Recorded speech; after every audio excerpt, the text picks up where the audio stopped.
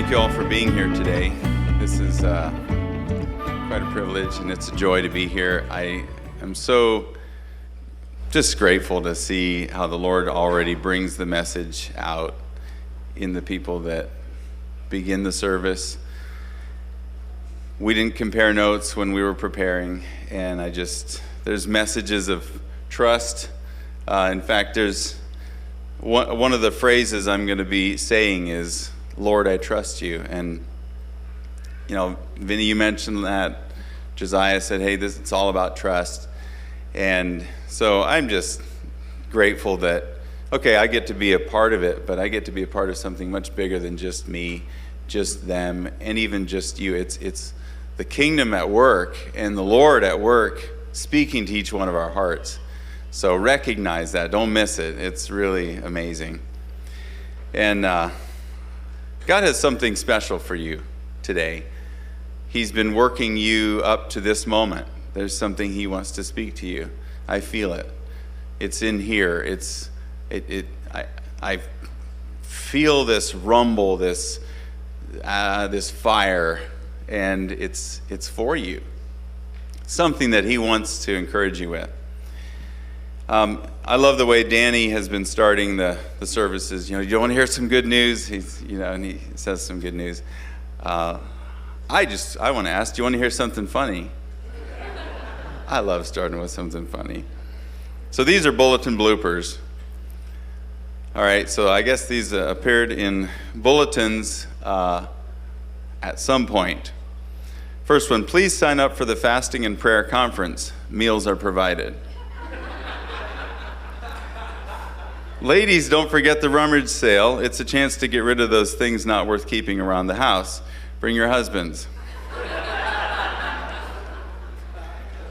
For those of you who have children and don't know it, we have a nursery downstairs.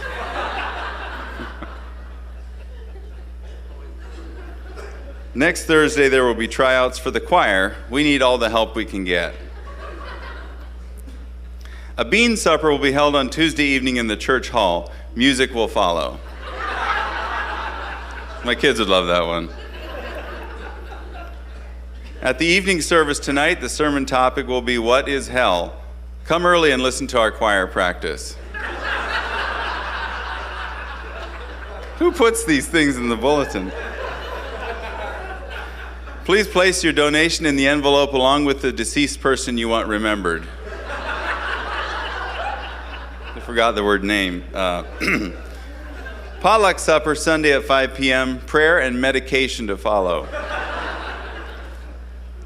Low self-esteem support group will meet Thursday at 7 p.m. Please use the back door. And this one's even worse. Weight Watchers will meet at 7 p.m. at the First Presbyterian Church. Please use the double doors at the side entrance. I don't care who you are, that's funny.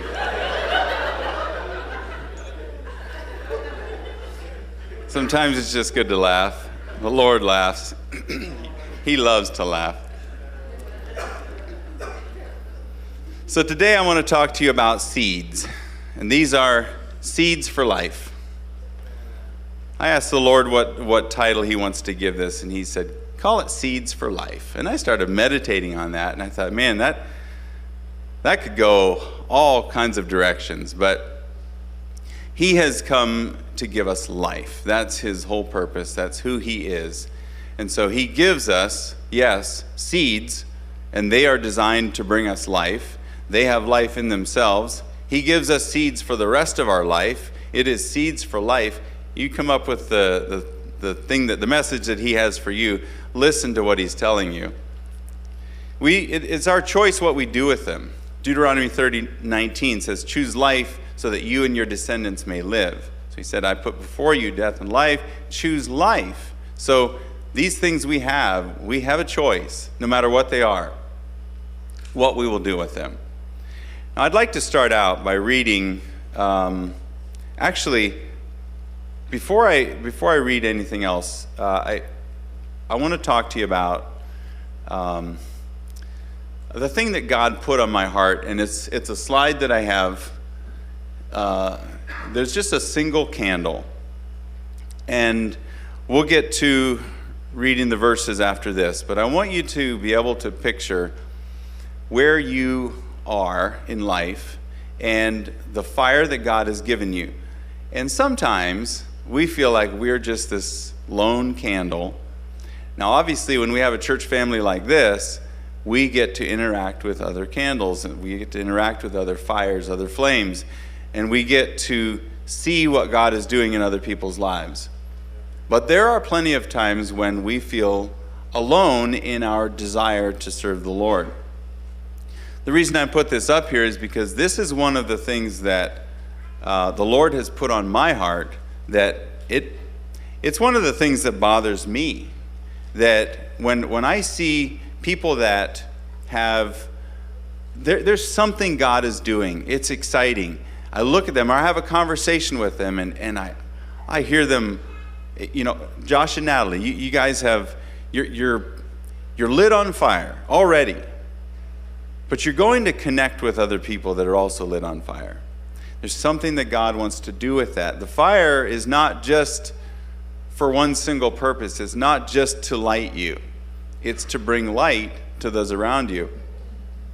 The verse that the Lord gave me, just don't put this up yet because it changes the background, and I don't want it to do that because I want it to stay as just a black background. But I'm going to read this verse, and we'll go on to the rest of these later. But Isaiah 58:12 says, "Those from among you shall build the old waste places.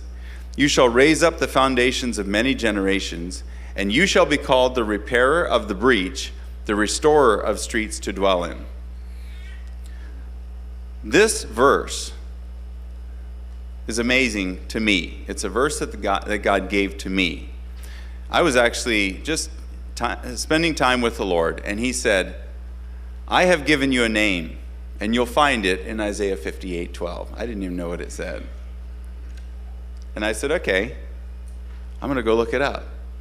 Looked it up, and that's where I read, "You shall be called the repairer of the breach, the restorer of streets to dwell in." And he said, "This is your name.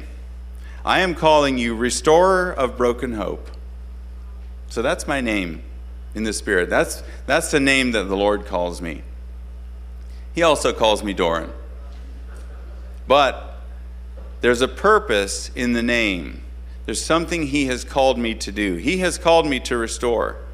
He's called me to lift up hope, to restore hope. People that have had hope and felt like it's broken, to come to them and to help restore that hope. I love restoring things. I thought about putting up some pictures. I had a 69 Charger and restored it. And it was awesome. And I mean, it was a full restoration. So if any of you know anything about cars, it was like, okay, it was a 446 pack, numbers matching, everything. In fact, we're living in it kind of because we used it to build a house when I sold it. So you can figure that out. It was like I saw this old car, just my brother-in-law and I were driving along. We just saw it sticking out from underneath a tarp that had kind of blown off of the front, and we're like, what's that? So we stopped and looked at it and kind of pulled the cover up. There's nobody around, and I left a little note with my phone number under the windshield wiper, and the guy called me back. And he said, "Yeah, I'll sell it to you." And so I took this car it was just primer, and everything was needing restored. I loved it. That experience of taking something that I could see the finished product, and I could restore that. Why? Because God's put that into me to take what currently is visible and go, yeah, whatever about that. Let me tell you what I see. Let me tell you what's possible with this. That thing had a valve body shift kit and a transmission, automatic. You kick it down in 70 miles an hour and you kick sideways. So it was it was a muscle car. So I could see that, I could understand that, and realize it before I ever even started it. I worked on that thing for a couple years before I ever even turned the key. I'm not going to turn the key. I'm going to restore the whole engine. Had somebody tear it all apart, put it all back together before I ever turned the key. Because I could see it. Okay, so that's something that God has given to me. He said, I call you to be the restorer. You look at the people and I want you to see what I see. And I want you to bring that out, restore that. Because something has compromised that. Something has come in the way. Something is blocking it. It could be fear, but we're no longer slaves to fear. That's why that song's amazing. We're no longer slaves to fear. Many times, and probably most of the time, the thing that blocks the dream that's in us has been fear. See, God has given every one of you a dream. My calling is to awaken the dream. To awaken the dream. Every one of you has a dream, has something that bothers you. Something that you go, somebody should do something about that. It's probably you. If it bothers you, it's probably something that God has given you to do something about. So my calling is to find out what that is. Awaken that. Kindle it. Bring it to life. Restore it. See, I don't know if you know this, but I'm a professional life coach. So I do life coaching. I meet with individuals. I encounter their stories. I listen. My role in that case is to simply be a mirror. I basically just, when I meet with someone, I just hold up a mirror. It's not an actual mirror. I take notes and we talk, but I repeat back what they said, and I said, this is what you've been telling me. And they go, really? Did I really say that? And then they have a choice to make.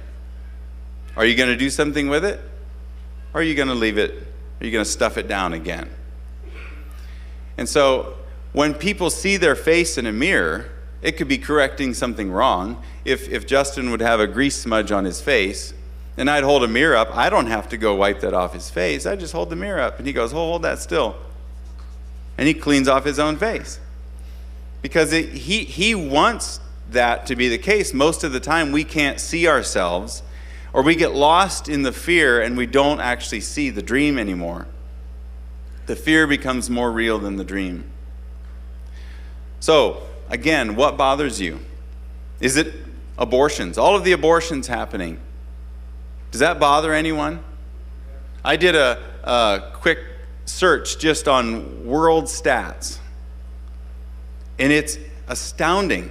125,000 babies killed every day in the world. So you have people all up in arms about, whatever. One person that, and I'm not saying that one person doesn't matter. They do. But come on. That bothers me. I'm not exactly sure what the Lord has for me yet with that, but it bothers me. Does it bother you? What about world hunger? There's people that say, we need to feed people. People are dying, literally dying, because they just can't get enough to eat. Does it bother you? What about trafficking? Human trafficking. People that are stolen, kidnapped, taken from their families, kids, sold into slavery, sold into the sex slave trade, kept in chains, kept drugged so they can't even get away. Does that bother you? There's people that they recognize that there's lost people going to hell every day. Danny would be one of those, okay? Does it bother Danny that there's lost people and they're going to hell? We've got to save them. We've got to save them. That's why he's saying, come on, let's do something about this, because it bothers him. Now I want to go to the verses in Isaiah, and you can turn there if you want to. I'm going to have it up here. You know what? Before I do that, let's do this, the single candle again, okay? And then when we join together, I want you to watch the flame here. Look at this. When two candles go together, this is why we join together. The flame is not just twice as big. It's 3, maybe 4 times as powerful as just one. When you have multiple candles that are not connected, they simply offer whatever they can produce. When they get together, the flame joins and is multiplied. So this is a dream that God has given to me. I'll come back to referring to this, but I want you just to see this for what it is. All right, and then the next slide. Let's look at that. This is a dream. So the Lord has given me dreams, and initially they were like this first little seed right here. And yet, I could see what they were supposed to become, and it was too big. I couldn't handle it. I said, I don't know. I'm not going to deny it. I tell you what, I'll just take this seed that you've given me, and I threw it off into the future. And I just put time to it. And I said, maybe in 20 years, maybe that will become something, sure, I trust you, Father, I trust you, yeah. And he rebuked me. He's very amazing and gentle and direct in how he rebukes. And he said, I cannot grow the seed in the future. I grow it in the present. And I want you to go get it.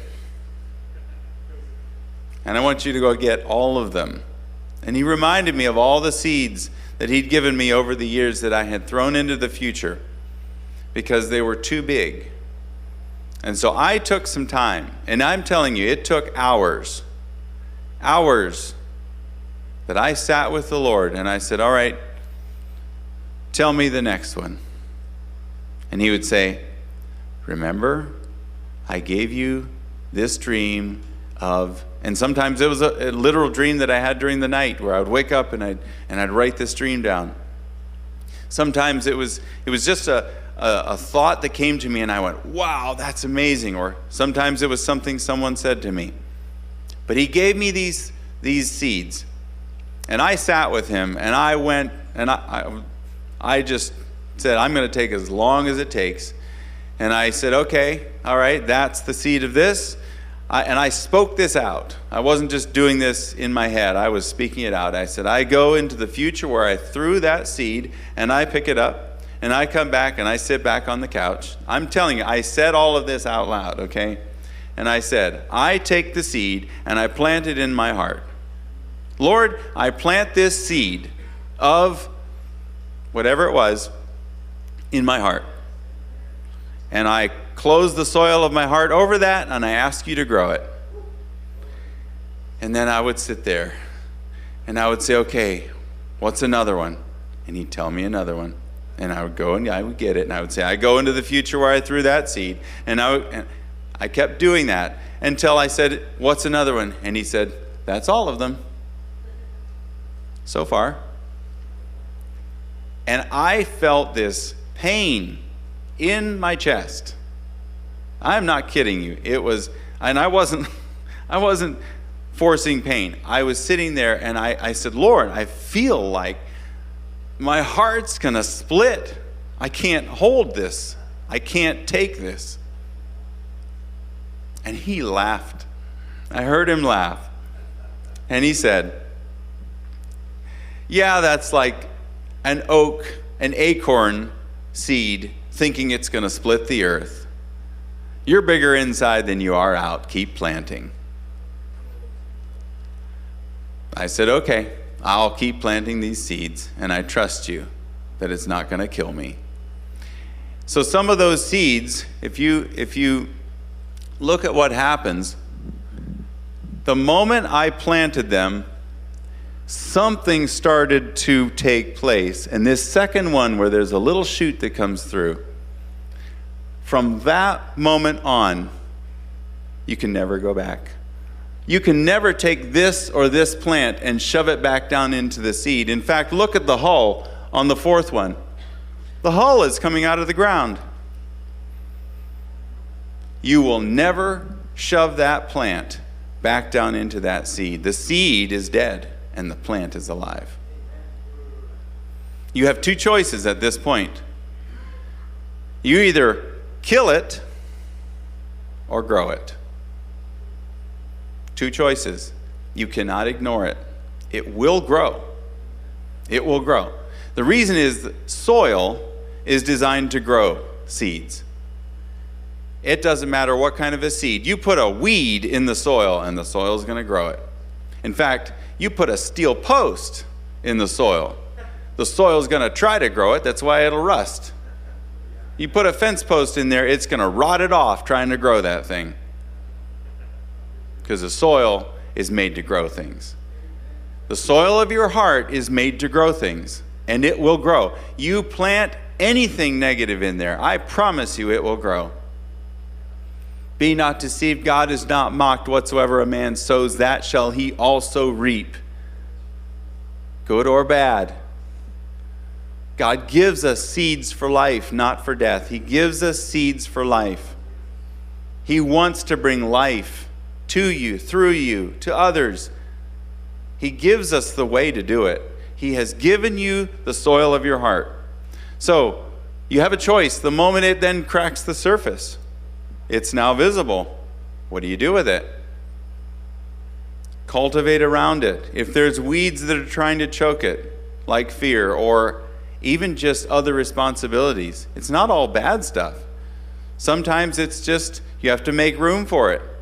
You have to say, well, in my life up to this point, I've been doing these things, and I'm in this process right now with Wengard Ministries. I have to make choices because it's growing. What am I going to do with it? Kill it? No, I'm going to pull other things out of my life, and I'm going to remove them so that it can grow.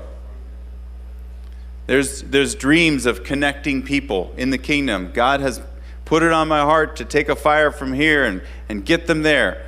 We're in the process of creating something new and connecting people. But it takes time. It requires me to honestly, look at my heart, look at my abilities and say, what's trying to choke that out? Because in the parable of the seeds, only 25% of those seeds grew and thrived.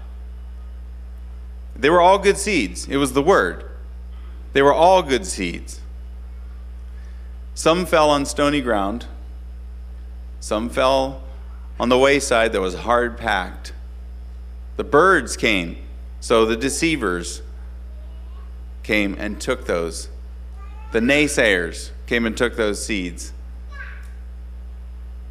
But what happens when the seed falls on good soil? It produces. It grows. It grows. We have things, and when I'm saying this, I know that you're thinking of something. There's something in there, and I don't give a hoot how old you are or how young you are. That's a lie. It's a deception. It is not to be a distraction or a detraction. If you have not grown the vision and the seed that's in your heart, start today. Don't let other people tell you can't do it.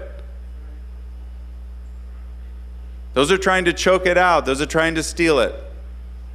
God has no question about the seed He's given to you. He gave it to you because you're designed for it. He gave it to you because you have the soil that can produce it. And once it has begun to grow, move other stuff out of the way and grow it. Grow it. Do not be afraid. Jesus kept challenging His disciples all the time with this in different parables, different ways. But I'm telling you, this is the message for every person, whether you've been saved yet or not. God has a calling for you. He has a vision for you. He has something that he wants to see you restored and thrive. He wants to restore you. Sure, it begins with giving your heart to the Lord and becoming born again and made new and filled with the Spirit and living in connection with him. Yes. But that's only the beginning. It's time to grow. It's time to apply your faith to that. See it grow in your heart. So when I was thinking about the things that bother me and wanting to ask what bothers you, I'm sure we could come up with all sorts of things, but I want to read to you what bothers God. Okay? So let's look at Isaiah 58, verse 6. We're going to read through verse 11. This is what bothers God.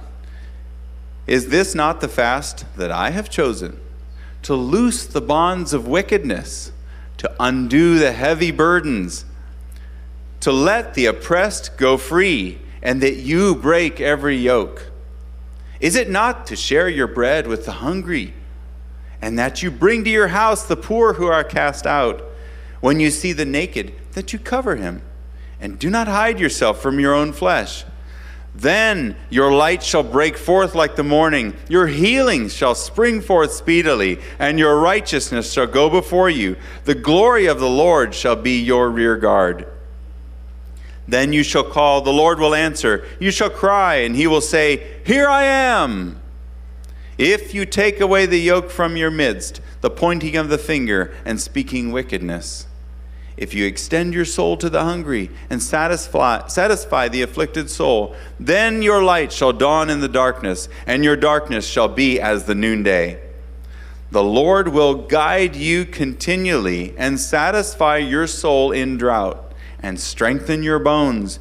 You shall be like a watered garden and like a spring of water whose waters do not fail. Who wants to be like a watered garden? That's the picture of the seeds. That's a watered garden. That's something that's cultivated and growing and thriving. That's what he wants for us. When we are not like a watered garden, it bothers him, and he sees all these things that come in the way.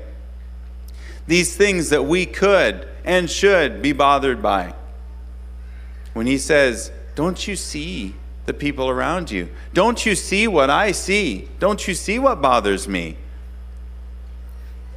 I didn't want to go all the way to the beginning of that chapter. You can read it later, but he basically is talking about the religious people. He's saying, yeah, you fast, you put on sackcloth, and you do all these things, and you say, why have we fasted? And you haven't seen it. Why don't you value what we do? And he says, I don't care what it's just religious mumbo jumbo. This is my little translation here. He's like, forget all that stuff. Is this not the fast that I have chosen?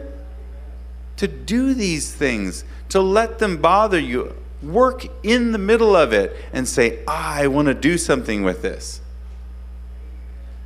See, we only look at it with our own power. We go, well, what can I do? Who am I? Who am I? Who are you? And I'll tell you, Reinhard Bonnke said, and I heard him say this personally, he said, I'm nothing but a zero.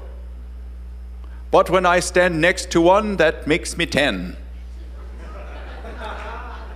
Perfect. You are nothing but a zero.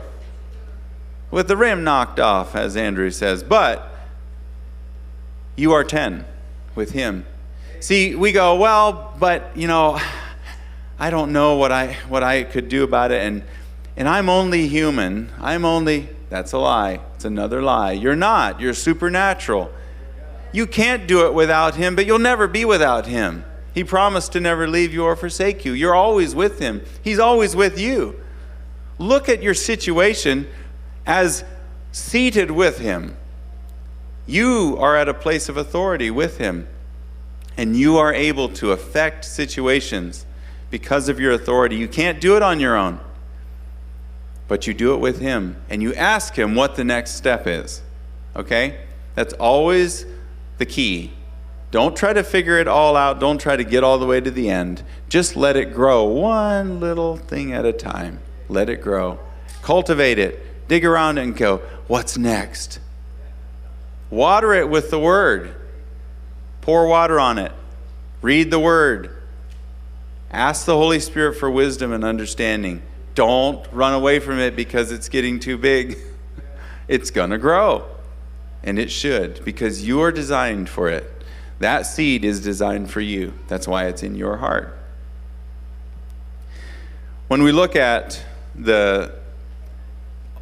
each of these things that God is saying that bothers him, okay? When you do these things, all these things will happen. Then he says, your healing shall spring forth speedily.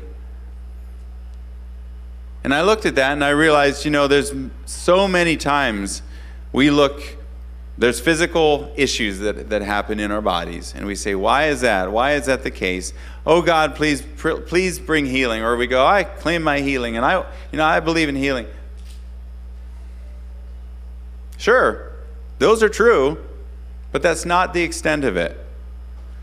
See, when you have compromised something in your heart that God has given you, when you have allowed fear to choke something out, to choke out a dream, you've also choked off His provision for you. You've choked off the ability for God's power to come through because you've surrounded yourself in fear. See, fear will block the love of God. Fear will block the provision of God. We have a conference coming up with the Teredes ministry, with Ashley and Carly, and I'm so excited about that because having been in Colorado and experiencing both of them, of course, but also just to look at the fact that they bring something that feels different because they're from England, first of all, so they've got these accents like that, and you've got them here, talking like that and stuff, and it's like, oh, hey, wait, don't talk so fast. I want to hear what you're saying. Carly she's a fireball. And Ashley, which, we would look at that and go, is that a man's name or a woman's name? And I go, well, okay, this is England. In the time when he was, a baby, that was a man's name. So Ashley he used to run all of the events at Charis Bible College. And so he'd be up there talking all the time. And I just loved listening to him talk. He's engaging. And then I got to hear Carly lead and teach and instruct in the healing school. And I mean, just at a year ago, at the Healing is Here conference, she raised a little baby from the dead because it was supposed to live. And it's like, we're not taking no for an answer. No, we're going to make this happen because we're not by ourselves. We have the power of God in us. It's not just me. It's the fire that God's put in me, the desire that He's given me, and all of His power at work because I'm not blocking it with fear. That's all. That's how they work. That's how we should work. I want to see that modeling of that operating in the power of the Lord coming through to us, where we go, well, if they can do it, we can do it. Of course. Because they would tell you the same thing. We're nobody special. He's the one special. The Lord is, and we operate in His power. When they first got to Charis Bible College, they actually went to an event where Andrew was speaking, and their daughter was deathly ill. And they had tried everything that they could. I'm sure they'll probably tell their story. So I'll just tell the basics here. They went to an event as a last effort. No idea. Our daughter, basically they said, if she's not healed here, she'll die. She was wasting away. I mean, her hair was falling out. She wasn't receiving any nutrition. She was just this tiny little thing, and they could not get her to take anything and receive food.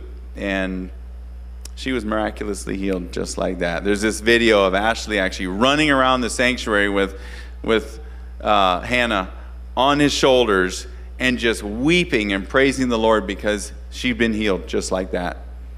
And they went and she ate a bunch of food, and she just blossomed in no time. She was doing well. So they have their own story where they reach the end of their own ability to do it. And they don't come to a situation just by book learning. They come by experience. And they've had their own hard experiences that they've learned from. But so have we. So have you. There's things that would tend to distract you or detract you or pull you away or get you to look at those rather than the power of God, rather than the vision and the dream that He's given to you. But when you can look away from them, you have the experience of saying, no, I'm not going to do that. I've already done that. I've done that. Been there, done that, got the t-shirt. I'm not doing that one again. I'm doing this. So this is a challenge. The challenge is, do you trust Him? Do you trust Him? This is why, this is the end of the message. This is what I'm going to end with, and it began with that. Do you trust Him? Do you trust that He is able to do exceedingly abundantly above all that you could ask or think? Do you trust Him? Or is that just a verse? Is that just something you've heard sometime and, I'm not too sure about that? Yeah, but you don't know my situation. You don't know what you apparently don't know what's in here then. You might have heard it, but do you know it in here? Do you know it deeply? So deeply that you can look at the fear and you go, yeah, well, I have an answer for that. It's right here. This is my answer. Even when there's if we hear someone speak, you could hear me speak and you could be critiquing what I'm saying. You could be saying, yeah, well, what about this? What about that? And allowing a critical spirit. Why? How does that serve you? How does that serve the Lord? How does that serve the dream? It's a lie. It's a lie. Of course I'm not going to do everything perfect. Of course I don't agree with everything I've said. Because I'm learning. I change from moment to moment, and I go, wait a minute, there's a better way to say that. So why would I expect that you hear everything perfectly and understand everything perfectly? Of course not. But hear what God is telling you. Don't let a critical spirit come in and steal away what God is trying to do in your heart. There's even a verse, now that I'm saying this, it says, if you take away the pointing of the finger, where's that at? We read it in verse 9. If you take away the yoke from your midst, the pointing of the finger and speaking wickedness. It's interesting that he used the pointing of the finger. That doesn't make me feel good when I'm pointing at people. Probably doesn't make you feel good either. It feels weird. Like you feel like singled out. Take it away from your midst and speaking wickedness. Get rid of it. What does it serve? It serves the devil. It does not serve God. I promise you. Not one time. God never will lead by slander. He will never lead you into something by telling you what something is bad about all the other people. He'll just lead you by love. He will never lead you by fear.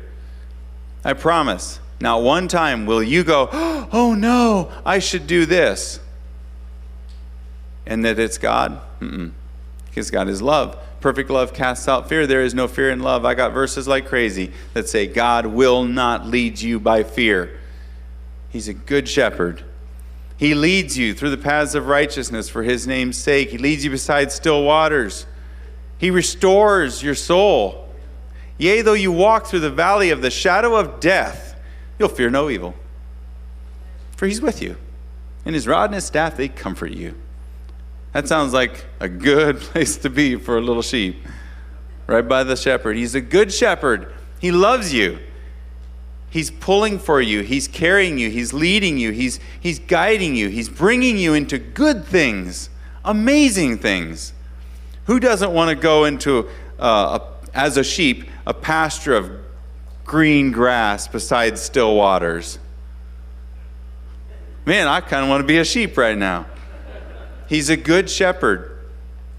You may feel like you're going into this valley of the shadow of death and go, oh no, I'm going to die here.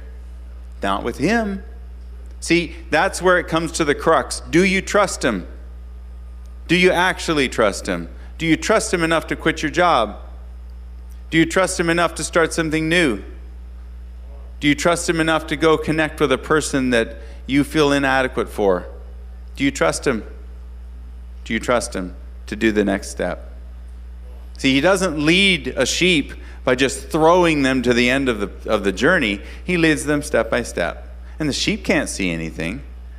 They just follow him and they hear his voice. See, you know his voice deep inside. You cannot get away from it. He said, my sheep know my voice. My sheep know my voice. This is what is exciting to me. I'll go and I'll preach a message and I'll lead people to the Lord. I'll go do street ministry and prison ministry and those things. That's exciting to me too. But I don't get any more fired up than when I'm talking to people who are believers already, and you've got a fire already. You've got something that started. I want to kindle that thing. I want to restore it. I want to bring it to life. I want to pull it out of you. I want to awaken the greatness in you. I want to bring the dream, make it alive. If the dream isn't alive, what good is it? If it's not growing, if you're not cultivating around it, you're stuffing it down.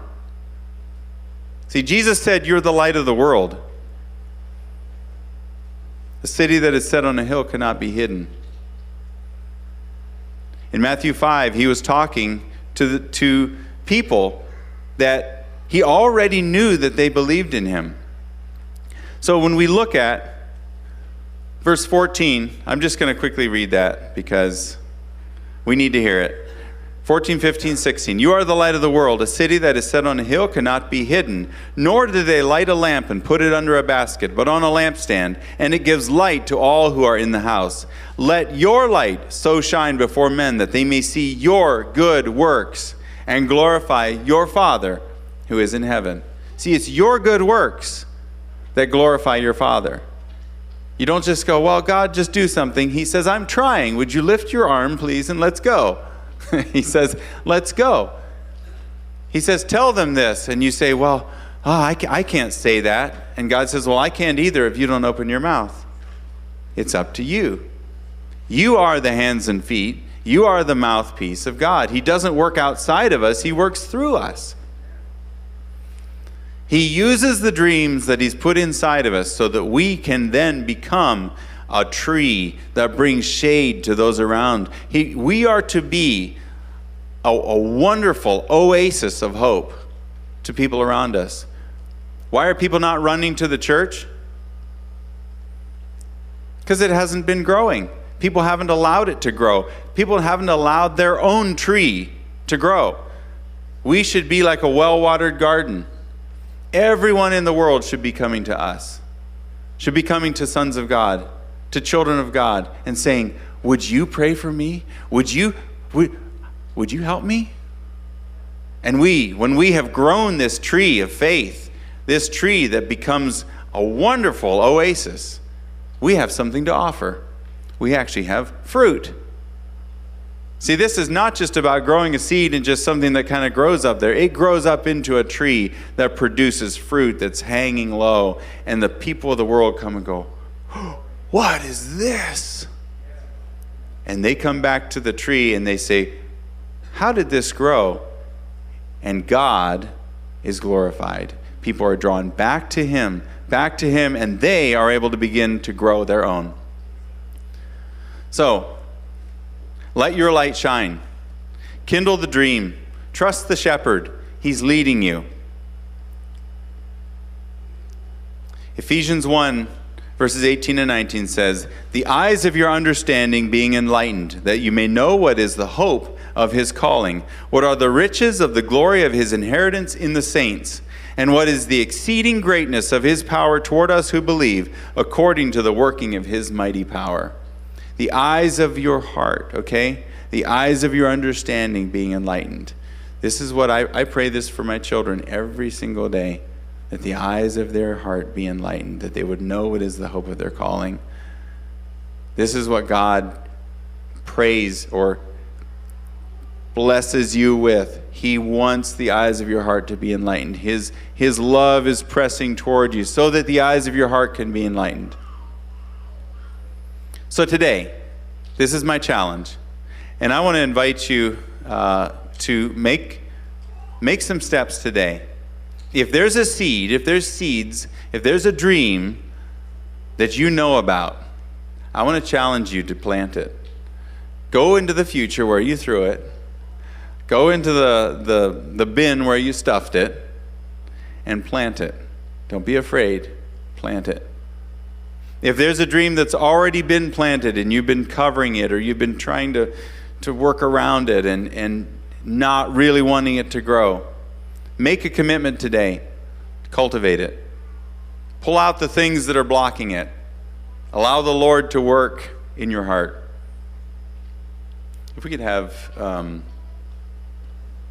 just, if you mind playing something, I just feel like the way to end this service is to ask the Good Shepherd for the next step.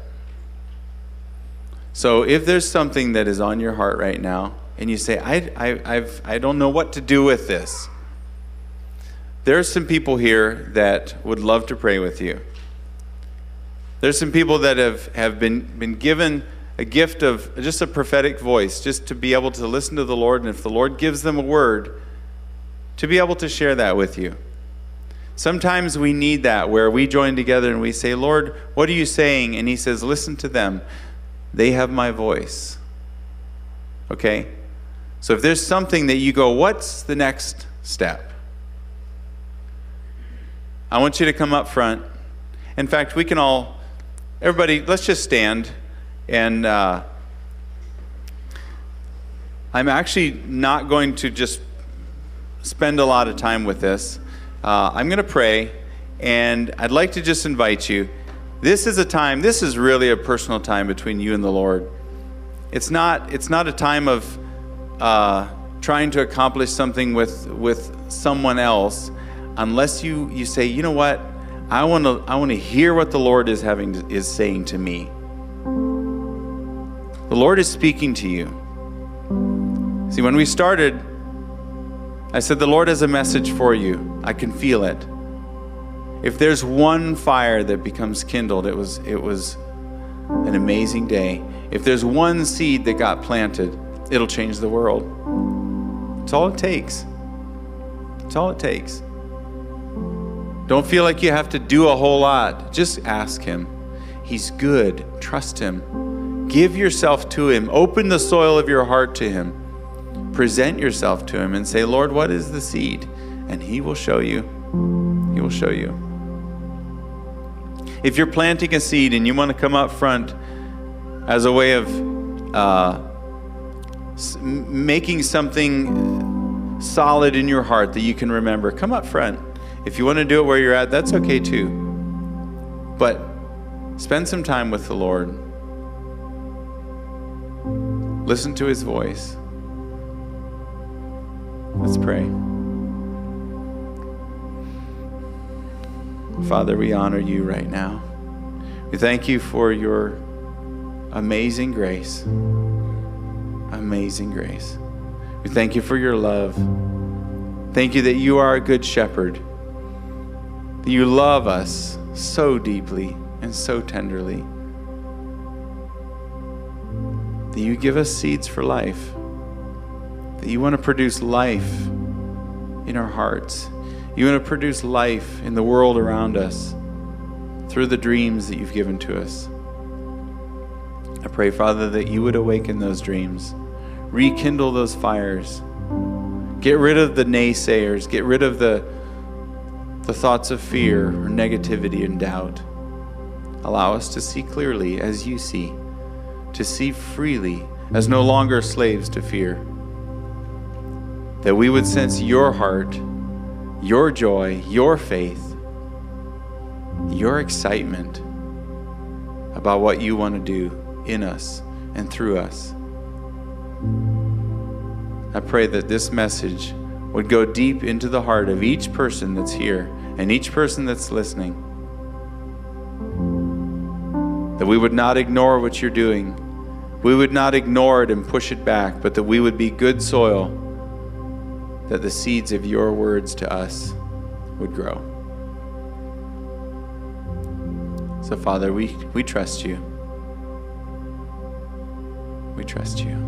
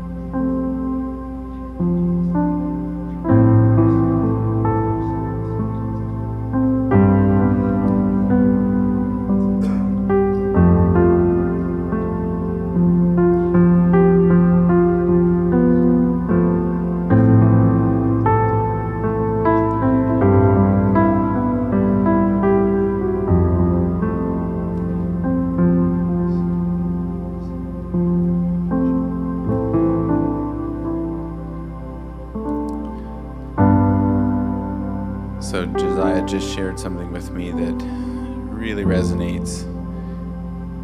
That many times we have looked at the thing that God has given to us, and we've recognized the fact that we have done nothing with it, and we felt shame. And we felt inadequacy, and what's the use now? But He wants to walk with you into the future. He's taking you by the hand. He's walking to where, if it's into the future where you threw it, or if it's in a box where you stuffed it, He's walking over there with you. You're not alone. He will take you by the hand. He will take you.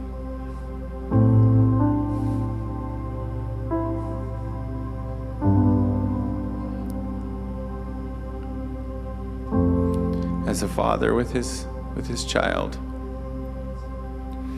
He will take you and help you. He does not shame you. He never looks negatively at you. He looks at what you can become. Always. Always. Go with Him. Walk with Him. Envision yourself walking with Him to the place where you put it. Feel no shame. Feel joy. Feel peace. Feel excitement. He is so excited. Picture yourself reaching in there and pulling it out, and look Him in the face. Look at Him. See the joy. See the joy. And now take it and plant it into the soil of your heart. Receive it. Say, Lord, I receive this, and I trust you.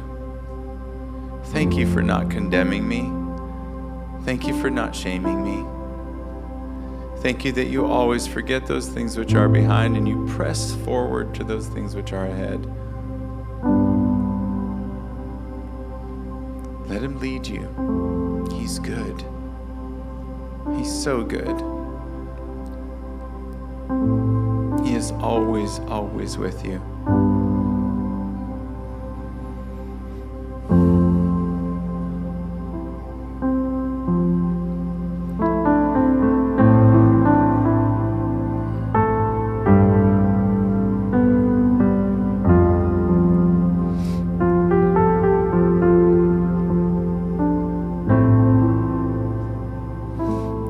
If the Lord gives any of you a word for someone, have the courage to speak to them. You may be the next step. You may be something that the Lord wants to share.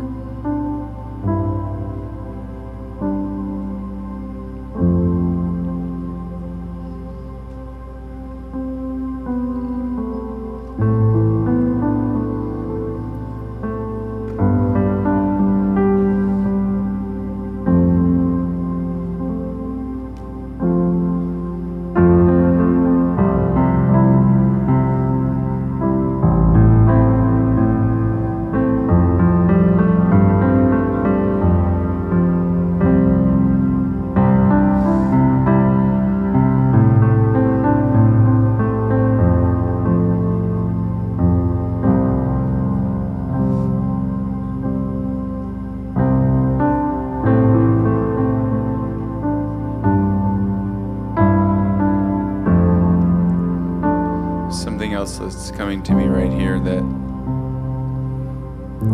there may be things that the Lord put on your heart years ago. And you see someone with the same vision, the same burden, the same heart for it. And the Lord is telling you, take of your provision, give to them, sow into them, mentor them, encourage them. You always have something to offer. Always. Always. Never are you without purpose or you without reason. God has something for you to sow into other people as well. Allow Him to lead you in that.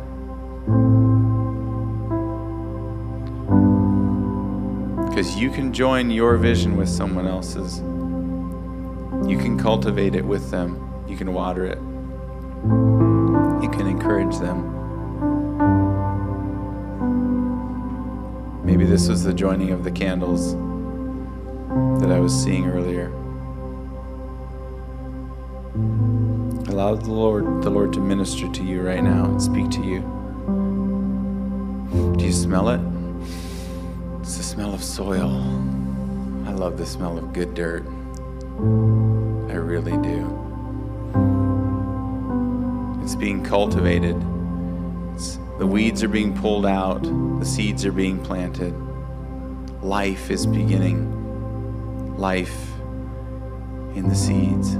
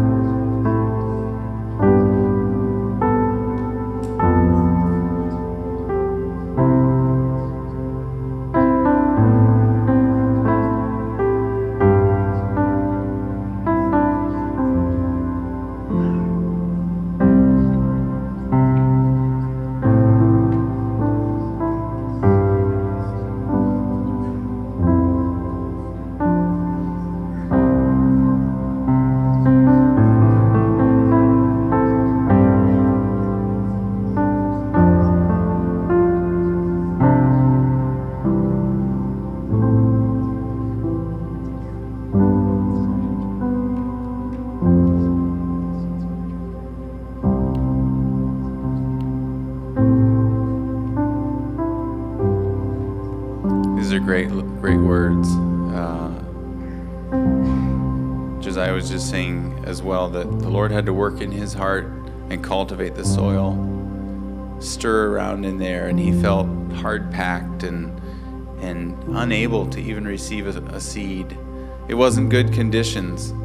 The seed didn't have a chance. That's what it felt like for his heart. And so the Lord's been tilling the soil and tilling it, and adding water to it and adding nutrients to it for a while now, for a few years.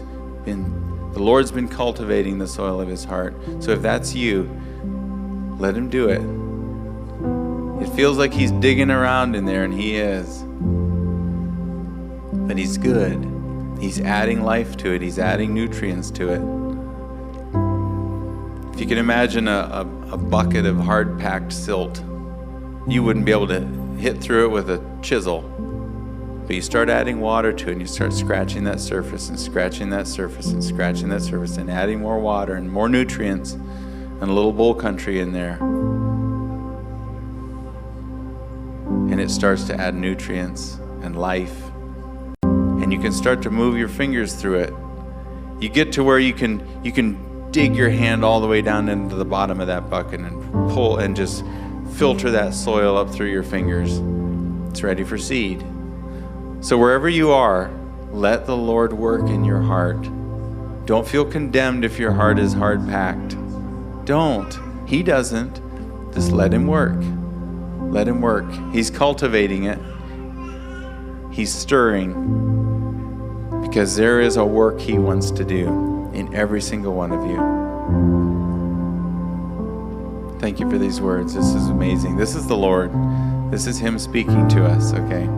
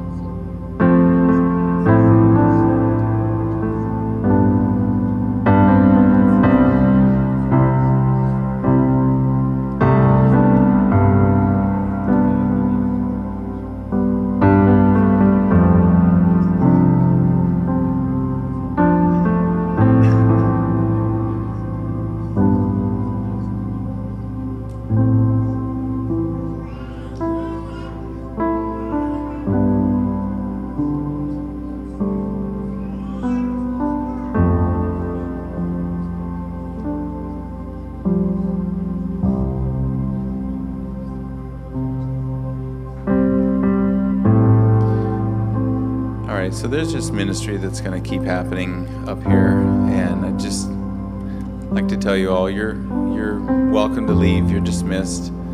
Thank you for your attention. Thank you for staying a little longer. And if you want to just sit and let the Lord minister to you, stay as long as you want to. But if you need to leave, feel totally okay with leaving. We're not going to have this closing prayer and okay, everybody end up and go. Service is officially over. God bless you all. Thank you so much.